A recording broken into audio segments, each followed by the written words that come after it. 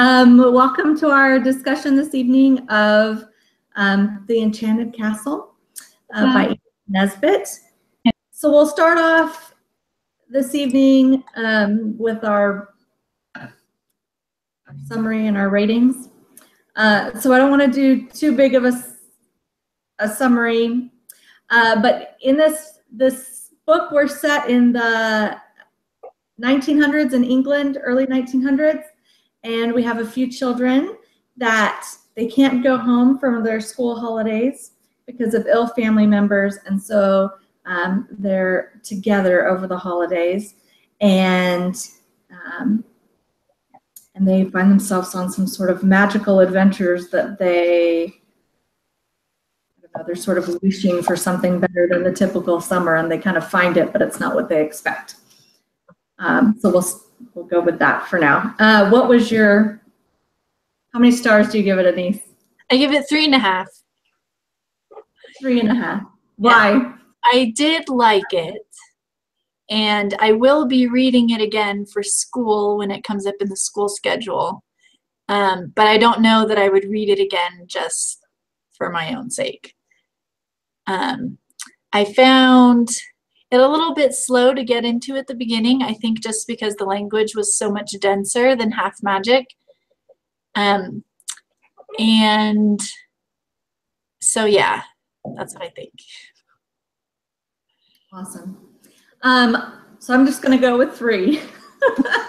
I don't have it for a school book, and there's so many other things I want to read. I just don't think this one's going to come back up for me. It was a good read. I'm glad I read it. It's funny. I actually think it was easier for me to get into. Like, I like her descriptiveness of things. But the storytelling isn't as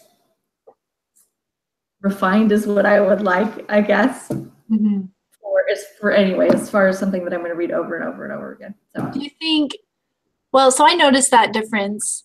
Do you think it was just a cultural difference? Because Edward Eger was a playwright and he was American, and that was in the 50s. And so I think that, and I mean, it's not that far of a gap, but it just seemed really different to me. Yes. I think there's a few things at play. It's a generation ahead, mm-hmm. Really. A short generation, but a generation ahead, basically. Nesbit was one of Eger's favorite childhood books. Mm-hmm. And yes, you have like British versus American literature, but you also have, we talked about like the ages of the golden ages of literature. I don't know, on the last video. Yeah. The Half Magic one. I think there's a shift in the way that children's literature was written, mm-hmm. from Nesbit's time period to. Oh, I guess that's true, and it was before both World Wars. Yes, and I think one of the things that like all over every article that I read about Edith Nesbit that talks about is that she was one of the pioneering people. Pioneering children's literature authors in that shift of the way that literature was written, and that it was directed for children and mm-hmm. Their enjoyment, not so much like as a moral tale for them, right. And so I think part of it is the shift like occurring. It just isn't quite all the way there yet to where what we're maybe, it's not Harry Potter because we're not there yet. We haven't made it to that generation of storytelling. So that's my 2 cents. That's what I think. Yeah, I agree. Okay, awesome. So for the sake of everybody who hasn't read it yet, maybe we should talk a little bit about the book itself. So in the story, the characters, the 3 main characters are Gerald, who is also Jerry, goes by Jerry, Kathleen, or Kathy, and Jimmy. These are the 3 children.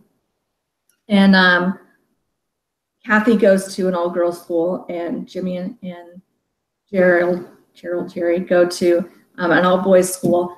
And instead of going home for the summer holidays, they find out that I think it's their cousin, I don't know, is ill at home. Somebody is ill at home and they can't go home because it's contagious and you might get it. And so they say they're going to have to stay home, and they get it arranged where they can go stay at Kathy's school for the summer. There's a French governess that will stay with them and be their guardian for the summer, and that way they can actually see each other and spend time together. So that's where they're at. Gerald, like, their characters are very different, personalities are very different.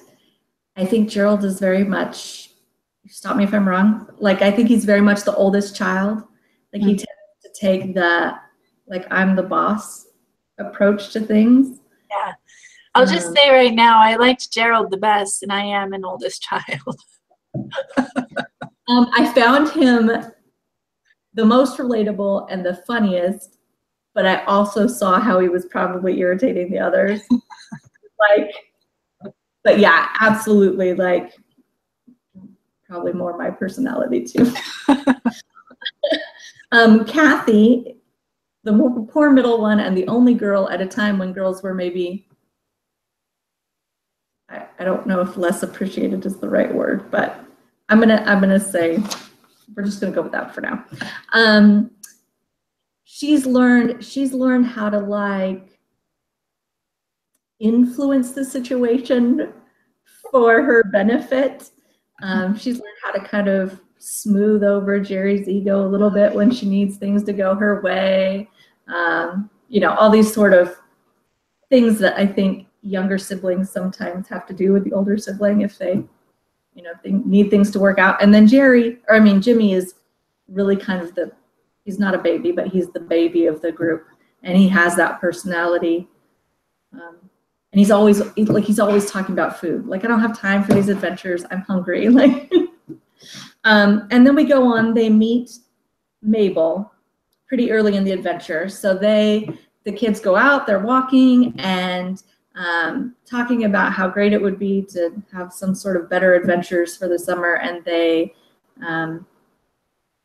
find this they found this secret tunnel cave thing, which they go through, and they find the Enchanted Castle. They're playing pretend, and it's this enchanted castle, and they're going through the gardens, and they find a sleeping princess, which turns out to be Mabel, who is not really a princess, but the housekeeper's daughter.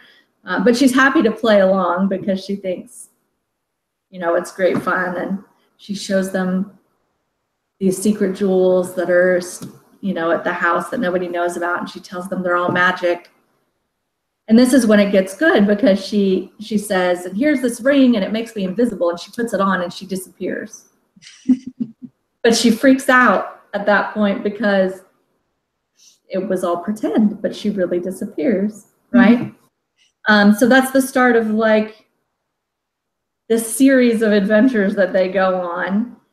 And I think, if you agree, like, I think this is where it's similar to Half Magic, where you can see the parallel with Edward Eager is, like, all of the adventures kind of get a little bit more difficult for the kids to figure out. So they go through several things. Let's see. I didn't write down every single one. I wrote,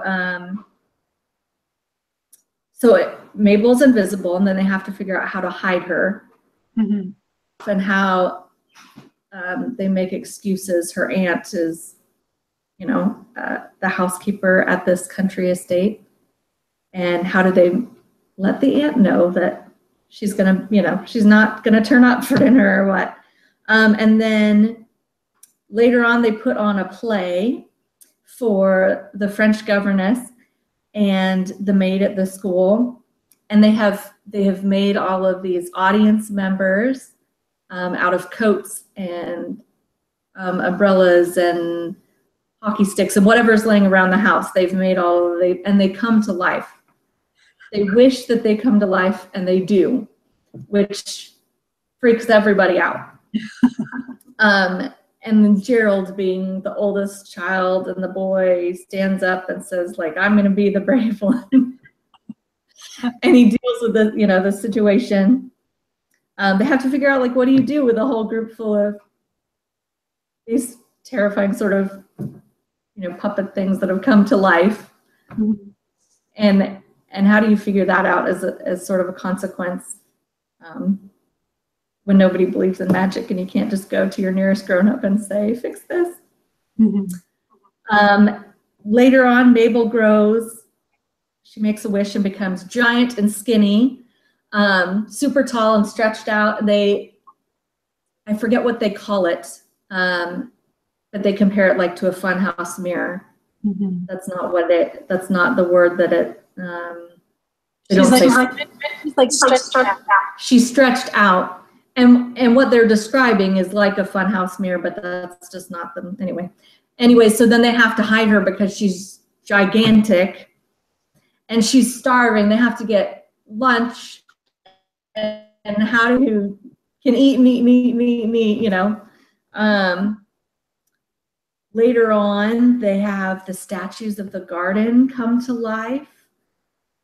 And they have this giant feast with all these different gods and goddesses that are the statues in the... Well, what I thought was interesting about that was that they didn't wish that the statues came to life. That was magic that was just already there. Because it was in the moonlight, then the statues come to life. But I think that's true. Was it you couldn't see them if you had unless you had the ring, or it was something like that? Yeah, so originally, or I guess like the general rule is you can't see them unless you have the ring on, except for one specific day of the year when anybody can see them. And they don't find out what that day is till the end of the book. Mm-hmm. But I guess Kathy does wish that she could be a statue. And so that's how she ends up meeting them and talking to them. And then she wishes that her siblings could join her. So it ends up that they all, even though only one of them is wearing the ring, they all get to have this sort of fantasy, meal with the gods and goddesses of ancient gods and goddesses. Anyway, so they have all of these crazy adventures. Are there any big ones that I'm missing that you loved or that you wanted to? No, I liked the statue one the best. Yeah, I felt like it was the most sort of romantic and fantasy filled. It's the one I would pick. If you had to pick one. Well, and that's the thing, is that they wish for things on purpose, but just like in Half Magic, that doesn't always work out the way you think. And as things are progressing, Gerald, being the oldest, is trying to figure out the rules of the magic. So at first the ring makes them invisible. Later it starts granting wishes, and they figure out that whatever you name the ring, basically, is what happens. So Mabel had said, this is an invisibility ring. She became invisible. And later somebody says, oh, this is a wishing ring. So then it grants wishes. So it takes them a while to like work out the details of how it works. And so things aren't happening to them the way they would like. Yeah. They have these kind of big consequences. And you have to like tell it specifically what you want it to do and for how long. Otherwise it just does it for random amounts of time. Yes. Which one of, I forget which one it is, one of the statues explains to them. They're like not figuring out themselves, and he's like, well, of course, this is, you're not doing it right. You're not doing it right. So while all this is happening, and that's kind of sort of the main storyline that's going on, and you're going on these adventures with the kids, you find out that the French governess and the lord of this garden estate, which is Yalding Towers, we find out later, it's in reality Yalding Towers, that they were once upon a time in love, and their families were not happy about it. And she was sent away to join a convent. And his estate, because he wasn't making the correct marriage choice, his estate was divided, and he inherited the land, but not any of the finances to care for the land. The finances were given away to another person. So both of them are not together, and not able to anyway make things come together the way they want. And she ends up becoming a governess to take care of herself, support herself. And he's trying to rent out the property, which I think is, I don't know, signs of the times there, because a lot of Americans in the story, an American comes to look at the property, and that's popular for the time. There were a lot of Americans came over and did that. Anyways, it works out. It works out in the end. They find out from the gods, what day is it that you can come see the statues in reality without the ring. And they all come together, and the Lord and the governess and all the children, because they're going to come and they're going to understand. Well, because the Lord wouldn't marry the governess because he thought he was going crazy. So it's the same. I saw a lot of parallels between this and half magic. Just like the mother. Right. And so that's why the children wanted to bring them both to see the statues, to prove that the magic was real and that they weren't crazy. Yes, that's a good point. Yes. So of course the kids, they're smart and they work it all out and they get everybody there. And so the other thing about the ring is, if you're wearing the ring, you're not afraid of anything. So through all of these adventures, whoever happens to have the ring tends to have more courage, and they can deal with the situation. So when things are going on, and all these statues are alive, and it's a little bit of a unreal experience, they give the governess the ring so she won't be afraid, which means that she has the ring on in the end, and she gets to make the final wish. And the final wish undoes all the previous magic, sets everything to straights again, sets everything right again. So except now, the Lord and the governess get to be married. They get to live happily ever after. The jewels that are left, some of the jewels are actually real. And so those are able to pay for the house and what needs to be done. Of course, because there's, tie up all the loose ends. And the kids are such good friends with them that they get to come visit on holidays all the time at this, magic place that they've had all these adventures in the future. The ring turns into just a regular ring that they use as their wedding band. Yes. Yes.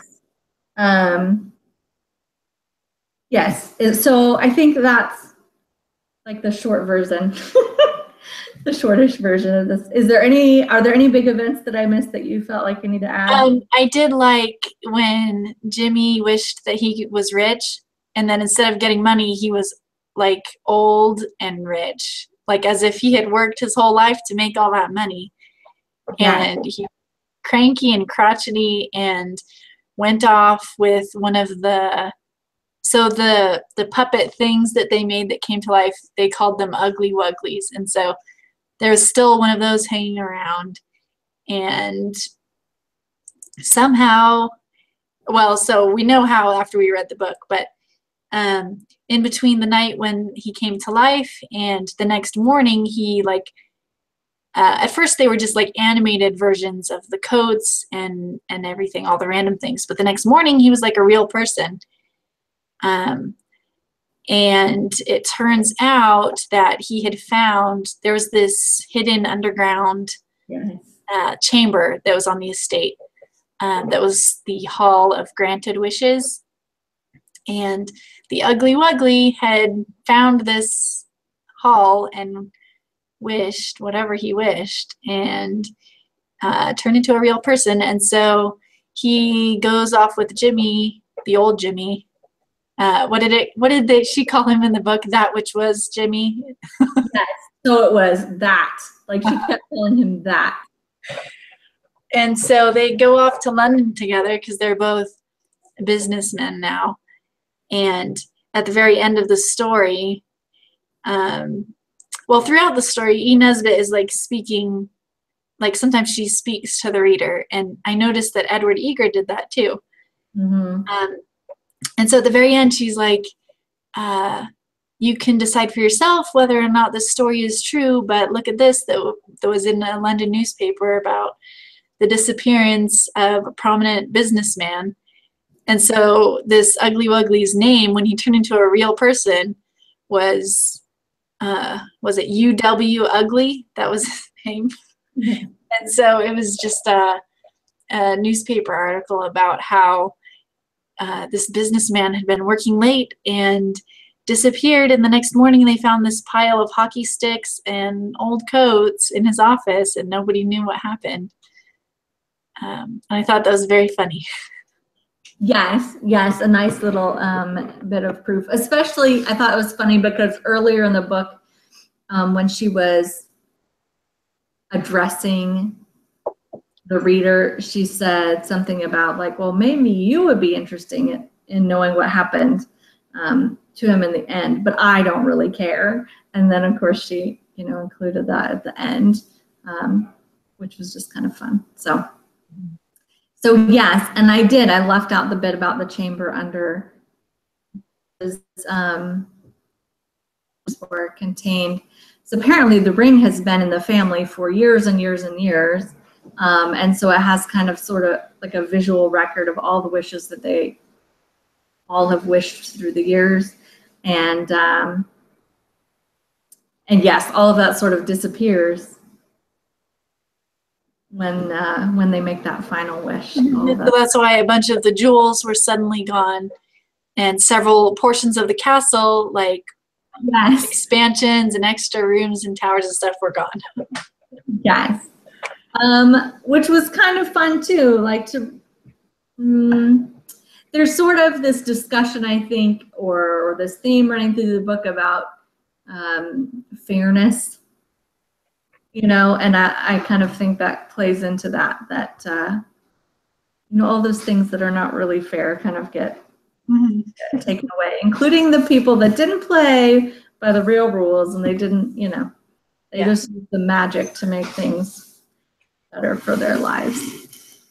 So that was a point that I came across in one of the articles that I read, that the kids never used the magic to hurt anybody or to, anyways, they were always, it was just an adventure for everybody, like they wanted to include everybody in what fun can we have together. So anyways, and I guess, can we move on to setting and world building? So we talked about this as 1900s England, set in the country. As far as world building, I thought like a lot of it,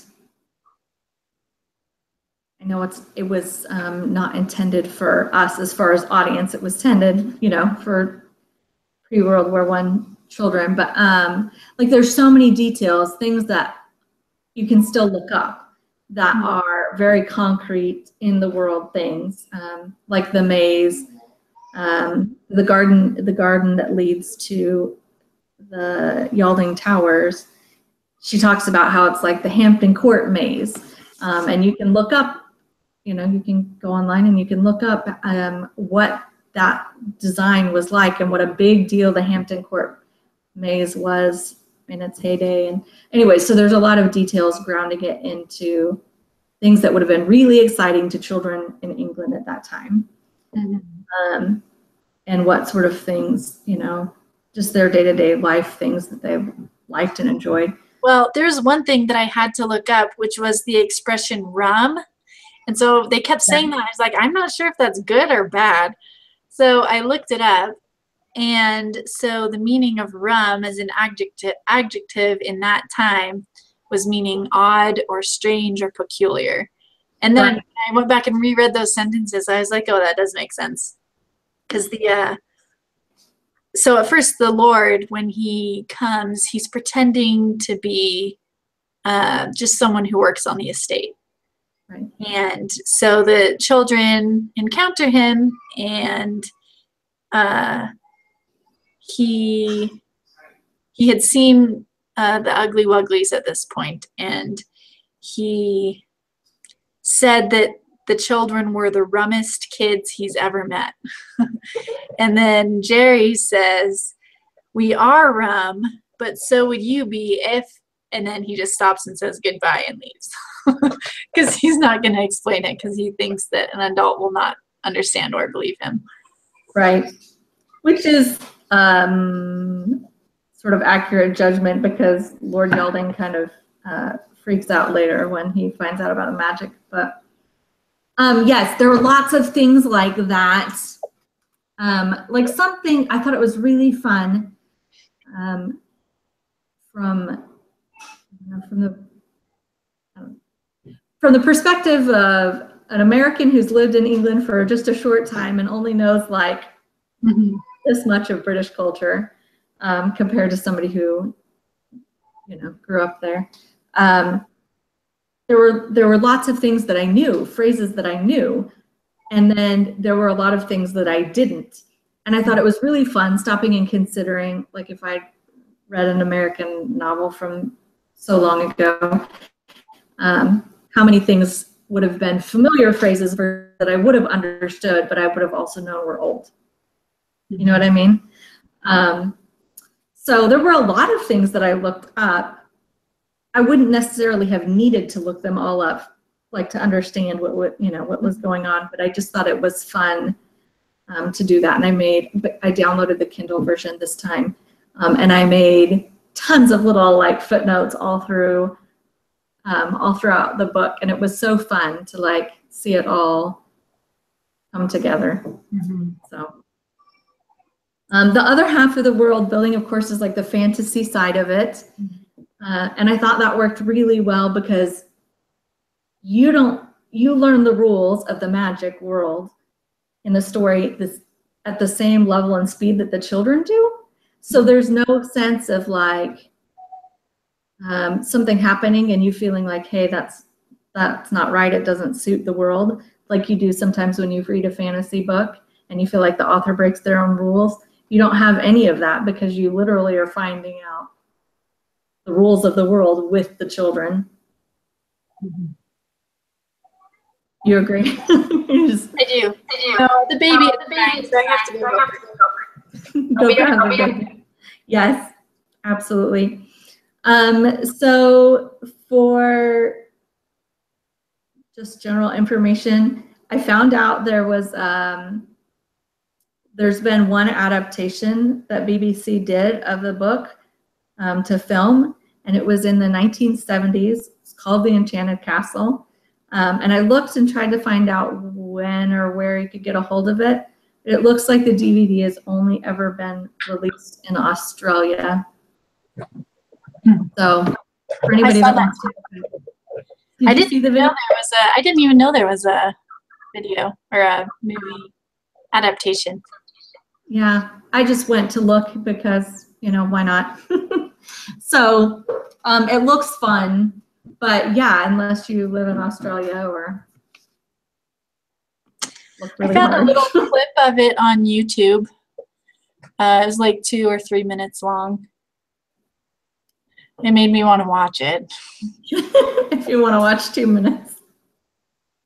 Right. I noticed that several of her books, Nesbitt's books, have adaptations that have been done. So seems like they're really they're popular and pretty well known in England, which is not really the case here. Right. Which there's loads of things we're missing out on here. It's just true. This is true. Was there anything you wanted to talk about before we moved on to about the different time periods? I'm gonna have to do a little editing as I read it aloud, because there were definitely some terms in there that I would not read aloud. Okay, so because you're doing it for school, so that's one of the things that I wanted to talk about. We can just go ahead and do that. Like, we can do that now. So you're talking about the racial slurs in the book, right? Which I think there's 2 instances of. For the sake of discussion, I want to group with that I didn't always like the attitude towards people of different races, and the treatment of women is like those are maybe not consistent with what I think is acceptable in general. Like they made comments about how like all foreigners have weak constitutions, and there's some very stereotypical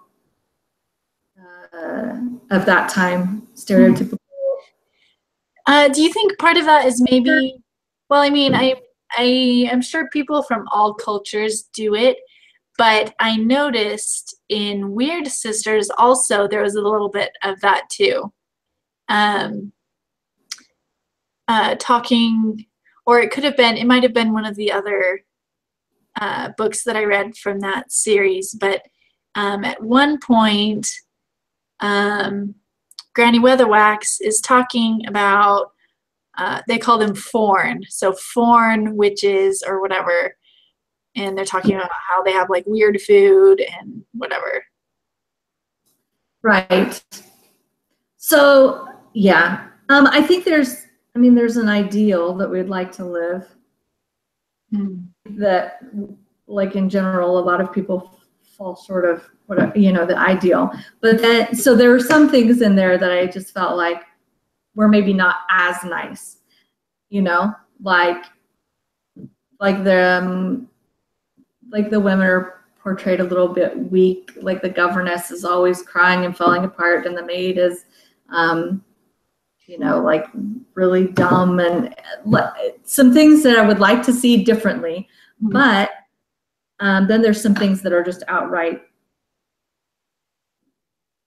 rude, and the slurs outright are just not acceptable. Yeah.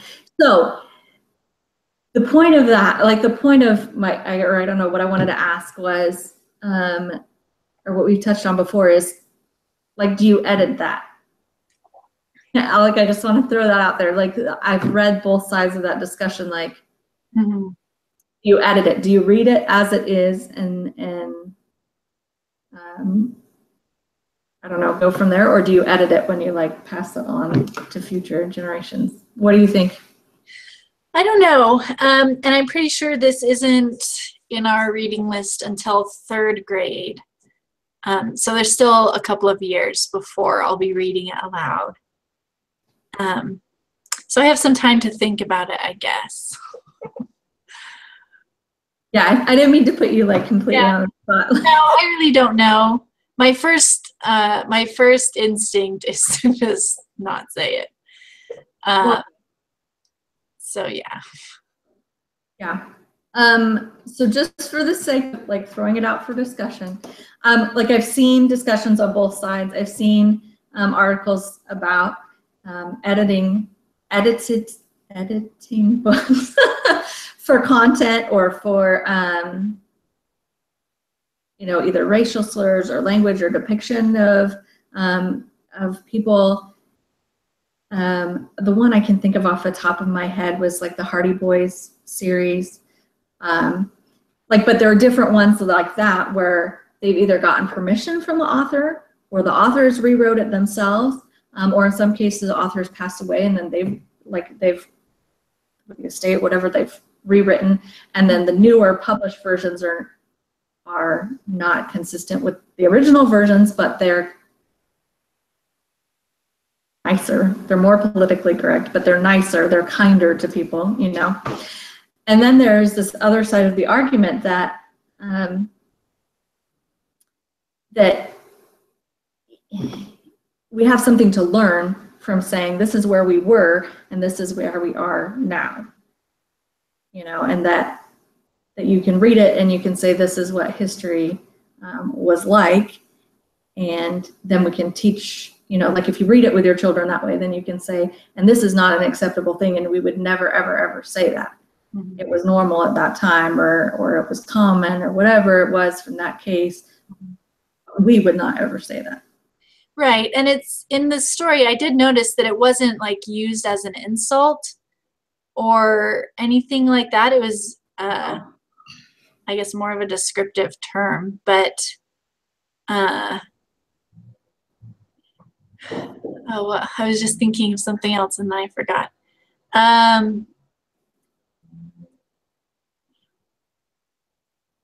Yeah, no, I think there's a difference between editing like content, like things that actually change the storyline, and maybe substituting a different word. So, yeah, I can see both sides. Well, and just one last note, and we'll move on to something else. But one of the other parts of that discussion is if you take a book and you cut out all of the offensive language, does it change the storyline? If something like is essentially racist, and you cut out the language, are you cutting out any undertones of racism as far as like characters' attitudes or something like that? So the people who say, yes, we should do it, like, is it really fixing the problem or not? Like, that's some of the, just throw that out there and see, if anybody has thoughts or just on that, I would love to hear them. I think I can. Yeah, I think in this case, in this book, it was just a couple of offhand comments. And so I think in this case, it wouldn't make a difference. But although, I guess, I'm not sure, it seems like it would be something a lower class person would say in the way they would speak. And was it the lady at the fair who said it? One of the children says it one time, but he's at the fair. And one of the kids, or I think one of the ladies says it to one of the kids. And so she was a lady like running a fortune-telling stall at the fair. Yeah. Something like that. So I guess that is kind of giving you more information about her. Because at that point, is it Jerry? Yes. He wants to use Mabel being invisible to earn some money. And so he disguises himself as like an Indian fortune teller or something. And he's going to tell people things will happen, and then Mabel will do them, but she's invisible, so it'll look like he's being psychic or whatever. And he needs a tent to do this at, so he convinces a lady working at the fair to let him use her tent. And so that's where this conversation takes place. Right. And yeah, I think it should be noted that it's not, the whole book is not like this. There's very select couple of instances. So, but yeah, I did want to bring that up for the sake of discussion. So, and maybe I can put you on the spot because this leads into another thought that I had, and you'll do better defining living books on the spot, and I should have written it down as far as a definition, and I didn't. So defining living books in general, or defining this book as a living book? Just defining living books. So I was actually, just a moment, I have a book near me that I can use to help. Perfect. Yeah, I'm sorry I threw you on the spot there. Threw you under the bus. No, so I was talking about this earlier with somebody else. There we go. It felt like this makes a great piece. Living book, which would be the opposite of a textbook, or maybe not the opposite, but an alternative to a textbook. So textbooks are usually made up of chunks and pieces from all kinds of people, all compiled together on a subject.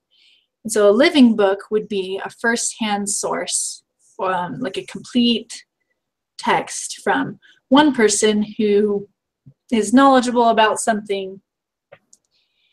And it's living because they share their ideas with you, like unaltered and unabridged, and you're able to take the information or ideas that they've presented to you and kind of use them in your life for your experiences and to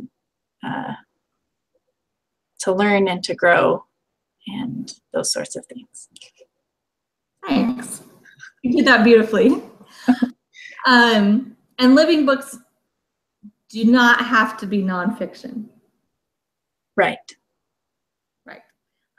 So when I was reading this book, we've chatted about this in the past and read some things. Like you've sent me some great things in the past. And as I'm reading this book, I kept thinking, I understand why. I understood the principle, but as I was reading this, it just really came to life for me. The whole using a living book to understand something. Because you just can't sum up in a textbook or in an essay or, whatever, all of the details that we could get firsthand experience. We were talked about language, looking up bits of language. But there are other things too. There were bits of music. They talked about the song Cherry Ripe was popular, and Gerald was, as children do, like you have a popular tune stuck in your head and you rewrite your own lyrics and you sing annoying songs to your siblings. And he was doing that to the sound of Cherry Ripe, which of course I had to look up and I had to listen to the music. And the type of candy they ate, and when they went to the fair and he was going to do his magician's act, they talk about how he said, I couldn't do it any better, or I could do it better than Masqueline and Devant. So I had to look them up, and they were had a famous magic act at the time. So there's all these things that make it into a very full, complete world that you just absolutely wouldn't have in any other way. And that's part of being a living book too, is that the enthusiasm that you get from it, because I don't know about anybody else, but reading textbooks is not an enthusiastic experience for me. So really. I appreciate the living books very, very much. I've always loved firsthand sources much better. Always, and I always have liked history and literature, but anyways, I think this was a great example. And so maybe if somebody hasn't been exposed to that idea before, I thought this is a great time to bring it up and let people kind of turn that over in their head a little bit. And I've noticed too, this is terrible maybe, but I've noticed too that I have less patience for maybe modern historical fiction lately. And I thought if somebody rewrote this book now, or this story now, like the details would just be so much more watered down, and the story wouldn't be as rich as what it is. And maybe that's part of the argument too for editing, or not editing a piece, and you just take it for what it is and love it or hate it. It is what it is, but just because it gives you an accurate picture of, not because it's great, but just because it is. So anyway, that's my 2 cents about that. Do you have anything to add on that? No, that's a good point. And yeah, I think that's a really good point. Great, thanks. If you have anything else about the book, or I thought we would talk for a minute about Miss Nesbit. Yeah? Okay. Yeah. So she has so many interesting things about her life, and I really would love to go read a biography now or two about her, but just the condensed version. She was born in 1858 in London, and she had a sister, a half-sister, and 3 brothers, so one of 6 children, and her father died when she was 4. So young. It was just her mother trying to take care of these 6 children. And her sister had tuberculosis about the same time. It was really not well. And so they moved all over. I should have counted the number of places that they lived, but I gave up. They moved all over England, and then they moved to France and Germany and Spain, and they were just trying to be in a place to be healthy. And so I feel like this poor girl drug all over all over the world. And then at 17, they moved back to Kent. And everything I read said she just fell in love with the countryside and at Kent. And I think that's reflected in this book. As a matter of fact, I think one of the places in Kent is named Yalding. One of the places that she's from, that she loved. And of course, that's the Lord's name in this book, is Lord Yalding. Anyways, so at 18 or 19, she met her husband-to-be, Hubert Bland, and she became pregnant, and then they decided they should get married. So they got married, and then she continued to live with her mother, and he continued to live on his own until she found out that he was having an affair, and then she was like, well, maybe I should set up a proper house. And so they moved in, and it was a rough marriage. She had 3 of her own kids, and she adopted 2 children that her husband fathered through affairs. With her friend. And with her friend, who then became her housekeeper and was living in her home. Well, but she didn't know that, though. Her friend was like, oh, I'm pregnant. And she's like, well, you can come be our housekeeper, and I'll adopt the child so it won't look suspicious. And then she found out that it was her husband's child. And then it happened again, years later. Yes. Yes. And when she tried to say, never mind, get out of my house, her husband said, if you do that, then I'm leaving, which for whatever reason, she didn't go along with. She didn't say get out. So yeah, it was rough, I think, emotional. It talks about she started writing immediately, necessity. She had started writing, I think, as a teenager, had some talent with poetry and but she basically wrote because they needed to support themselves. Mm-hmm. And so that's where a lot of her writing comes from, is from the need to provide for her family. And it sounds like she did a lot of that. And later on, so they lived in various little places in London, and then later on she became more successful. I think it might have been with the railway children that she really became sort of prosperous. And they moved to a large home in the south of London, and they lived in this home for 22 years, and they had parties, and they made all sort of literary friends, and they were both very politically active. And her husband, she took care of her husband. He went blind in his last few years, and then he passed away. And then she fell in love. She fell in love with a ferry captain, and they got married. And they moved to Kent, which was her favorite place ever.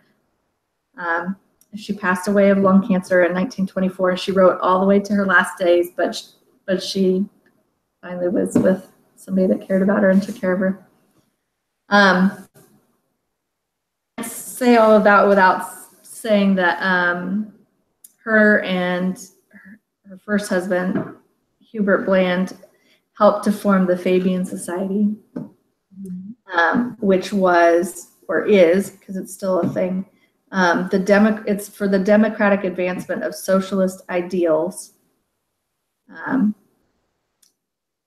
eventually started the Liberal Party in England. There's all sort of world politicians that have been part of that group, and it's still an active organization now. Yeah. All right, so that's the general summary of her life in a nutshell. Were you surprised? After reading the book, it kind of makes sense. I feel like. Are you hearing Nick, or is that? I think it's you. Okay. I feel like she.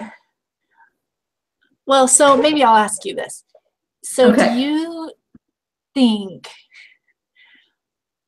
that there's kind of like this undertone throughout the whole story to me that was like a little cranky?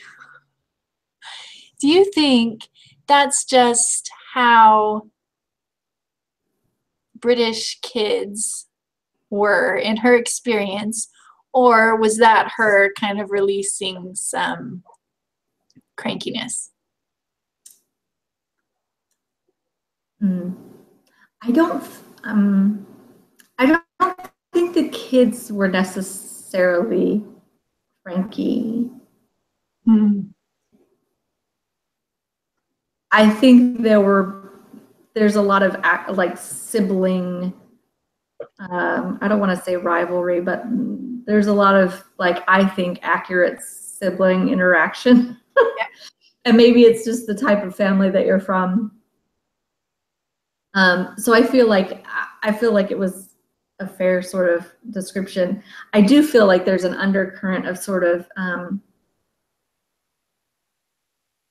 maybe crankiness is the right word, like not very happy self, but I don't know that I would have picked, like you don't necessarily pick up on it right away, but sort of like the things are not just, and like she's trying to make the world just again and right and fair, and so you have this undercurrent of like trying to fix things, I think, a little bit. That's a good description. So maybe that's it. I think so. And I think the whole time I was reading the book, I was kind of keeping Half Magic in the back of my mind. And so it could just be the contrast between those two. Because I think even in the 50s, there was probably that idea of political correctness emerging, especially after both of the world wars. So maybe that's why it stood out to me so much. Yeah, maybe. I do think that she maybe was looking for to write a little bit more ideal, like to have, the ideal come together in the paper that wasn't coming together in her real life.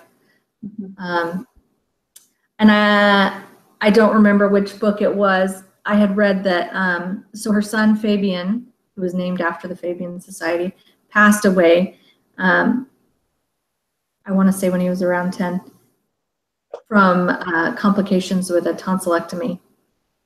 And the book that she wrote after that, it says you could see counterparts in her own children in those characters, and that the counterpart to his character becomes the hero and becomes sort of like steals the show in the book. So you can't, anyways, what I was getting was that if you really look through her work, you can kind of see where she lives vicariously. So it wouldn't surprise me that, that was the case.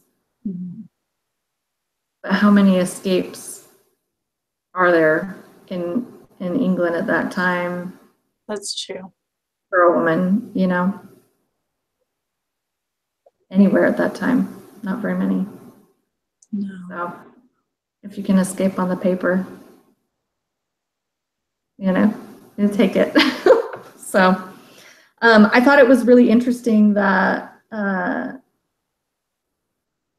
how politically active her and her husband were, and that they did things together. They even wrote a book together. I thought that was really kind of odd given their...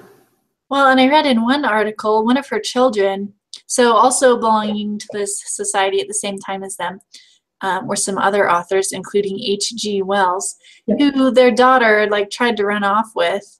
It could have been the friend's daughter with the husband. I don't know, but yeah, she tried to run off with him, and the father was not happy about that.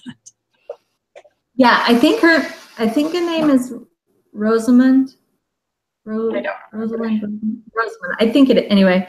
It was the oldest, I think, of the ones that she adopted, and yeah, it was like the way I read it. It was described as this whole like go chase them down and stop them at the train station kind of moment, which was really funny and kind of interesting anecdote about H.G. Wells too. So yes, and yeah, I guess H.G. Wells is one of the ones that started the Fabian Society, but he didn't stay with it after a few years. He became critical and left. But yeah, I thought that was funny. He almost married their daughter, almost. Yeah, it's interesting when authors like know each other, like the interactions they have. It's just so interesting to me. I know, it's like this little group that I would love to be a part of and know everybody. And it seems to be I don't know, it's fascinating in history, but it seems to be a thing that English authors seem to do well over time, was to have these groups that interacted well and wrote together and went off on trips together. And it's true, and even now they do. I think it's just because England is so small. Which, if I can I talk about next month's book? Yes, yeah. So, next month we're reading Hexwood by Diana Wynne Jones, and she's she passed away a couple of years ago, but she was good friends with Neil Gaiman, and so we'll have to maybe work him in some point in the future. But I'm very excited about this next month's book. It's like from what I read, it's like a fantasy, like sci-fi, crazy, mistaken identity, like mind-blowing plot type book. So hopefully we'll have lots of good things to discuss. Yes. Is this the one that she dedicated to Neil Gaiman? Yes, it is. In fact, they were talking one day, and he gave her the idea that helped her finalize the plot for this book. It's going to be fantastic. I just know it. That's all we needed to know. If Neil Gaiman ever sees this, he'll know that he's the best person ever who said so. Yeah, so we'll have to put links up for that. We put up our other links this evening. Is there anything else you want to add for this evening? I don't think so. All right. So I think it was definitely worth the read. And I would like to check out some of our other books. And we'll just have to go on from here. We'll have to post some fun things about the different songs and such that we found tonight. Otherwise, we'll see you guys next month, and we'll discuss Hexwood then. Sounds good.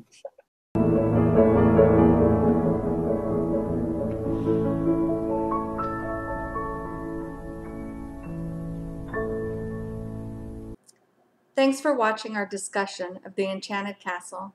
Check out our other videos to see more interesting books discussed. And please comment below with what kind of magic ring you would like to find.